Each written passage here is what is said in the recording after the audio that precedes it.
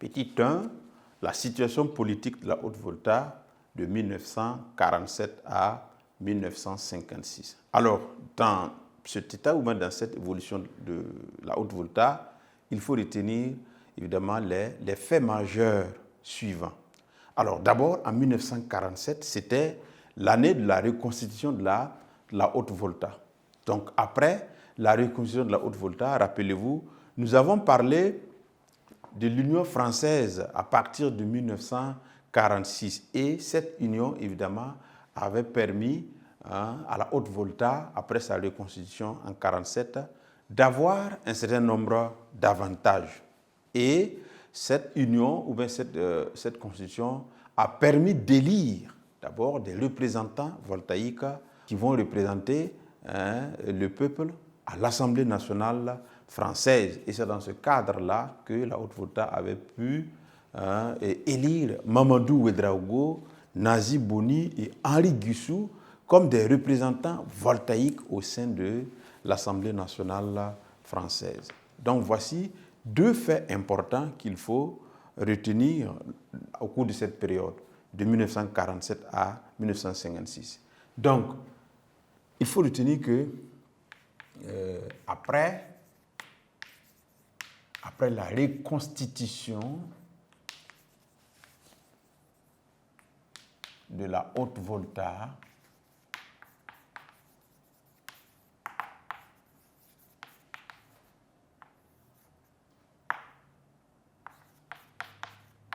elle va bénéficier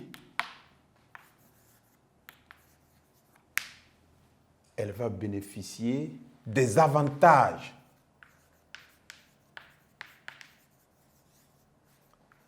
de la Constitution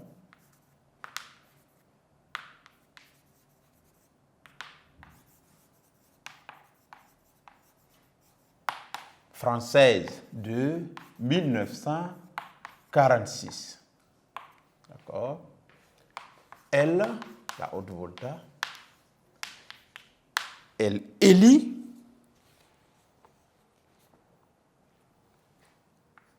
le 28 juin 1948 ses conseillers généraux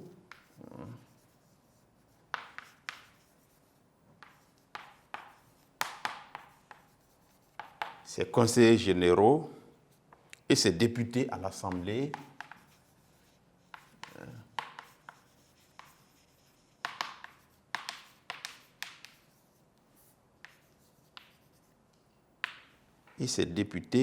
à l'Assemblée nationale française. L'Assemblée nationale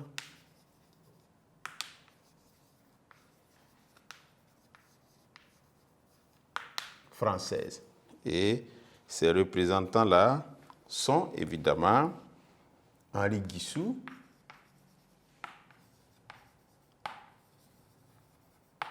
Mamadou Ouédraogo,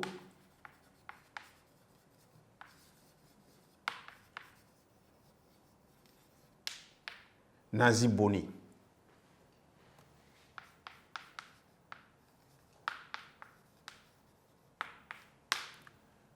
Alors, il faut retenir aussi que grâce à la loi cadre votée en 1956, la Haute-Volta pouvait disposer évidemment d'un conseil de gouvernement. Donc on va ajouter cela. Grâce à la loi cadre,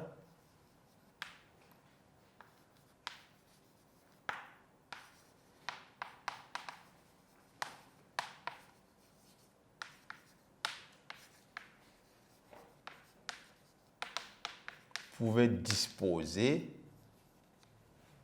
d'un premier conseil de gouvernement.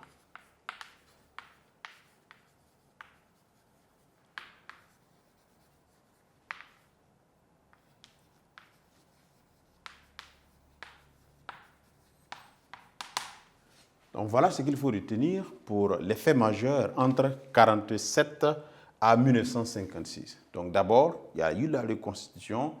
Ensuite, il y a l'élection des représentants voltaïques à l'Assemblée nationale française en 1948. Et après le vote de la loi cadre en 1956, la Haute-Volta pouvait déjà disposer d'un conseil de gouvernement. Et nous verrons en deux la situation politique de la Haute-Volta de 56 à 58.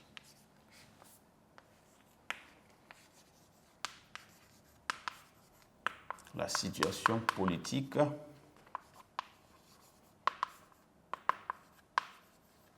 de la Haute-Volta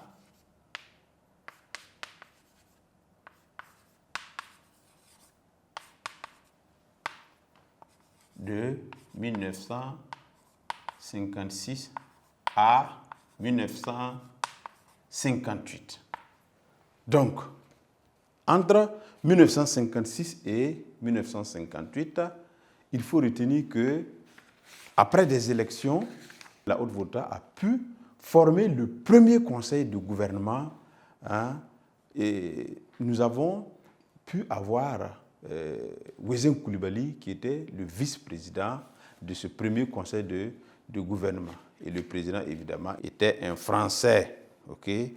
Il s'agit de Yvon Bourges. Donc, et Ouézin Coulibaly était le vice-président du conseil de gouvernement. Malheureusement, Daniel Ouézin Coulibaly est mort le 7 septembre 1956 à Paris des suites de maladie. Il sera remplacé dans ce poste de vice-président par Maurice Yaméo. Donc voici les deux événements importants qu'il faut retenir. D'accord? Alors, le vote de la loi cadre en 1956 a permis à la Haute-Volta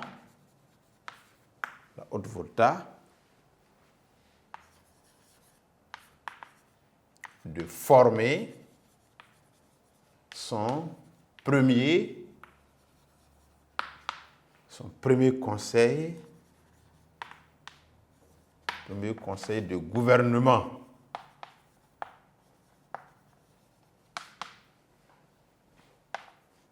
Avec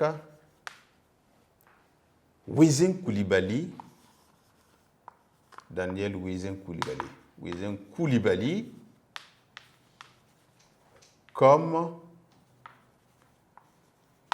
vice-président.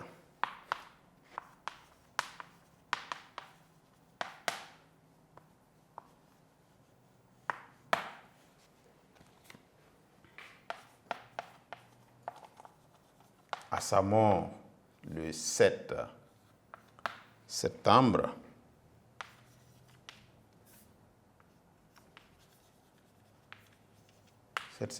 1958, il est remplacé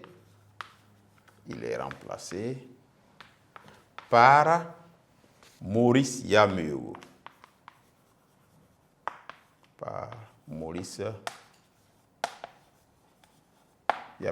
Donc, voilà comment, à partir de 56 à 58, nous avons réussi à former un premier conseil de gouvernement.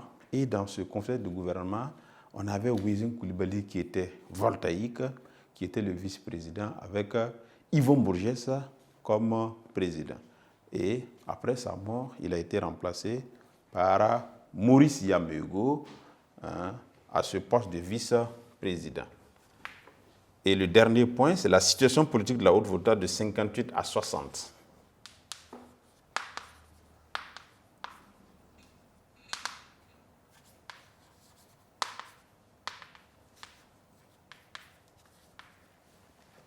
De la Haute-Volta «